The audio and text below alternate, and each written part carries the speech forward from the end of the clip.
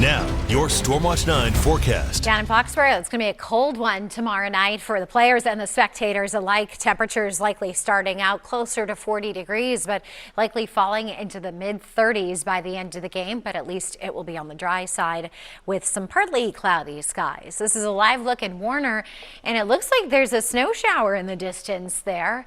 And in Manchester, we are mostly cloudy, wind out of the west-southwest at 7 miles per hour, and we've got a temperature of 41. But look at the feels like when you factor in the winds. It does feel a bit brisk at 36 degrees. Temperatures through the southern tier of the state, right around 40 degrees in most spots.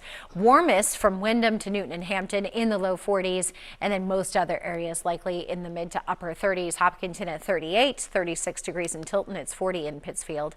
And in the northern areas of the state, similar readings in the mid to upper 30s. The winds are not as gusty as they've been the past couple of days, but still any active breeze when we've got this cooler air mass on top means that the feels like temperatures get knocked down because of the winds. About 9 miles per hour in Concord out of the west-southwest. Temperatures remain well below the average. You know, for this time in November, we should be hitting about 50 degrees each day. Instead, we're struggling to get even into the mid 40s. And the temperatures go down even colder than this. By Saturday, we'll likely have a temperature of only 40, and we'll keep that going into next week and really for the foreseeable future here. A few scattered snow showers on the radar or rain showers. Looks like slicing right through the central areas here of Rockingham County from Salem up into Hampstead. Seeing a couple of raindrops, maybe not even enough to turn on the windshield wipers. And still unsettled to the west of us. Not a lot of moisture in this system, but there's some, so there may be a few scattered snow flurries, especially in the mountains tonight. Now, the other big factor tonight is that the clouds are really going to hang tight. There may be some breaks, which is going to be key for the northern lights. Hey, did you get to see it last night? It was amazing. All across the state, the only exception maybe up in the White Mountains where the clouds were hanging on there.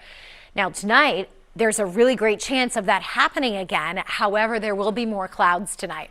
Hopeful that maybe we see some breaks, especially when we get closer to, say, midnight and into the early morning hours.